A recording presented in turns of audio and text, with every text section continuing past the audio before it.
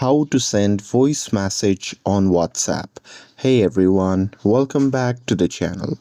In today's video, I'll show you how to send voice message on WhatsApp. So now without further ado, let's get started.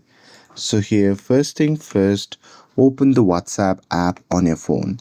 And now here, once you're inside the app, simply go to the chat where you want to send the voice message to.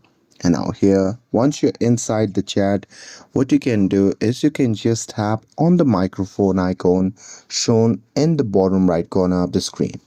Now here, once you tap the message as well. And that's it. That's how you can send a voice message on WhatsApp. With this, if you found this video helpful, then don't forget to like, share and subscribe to get updated for more videos.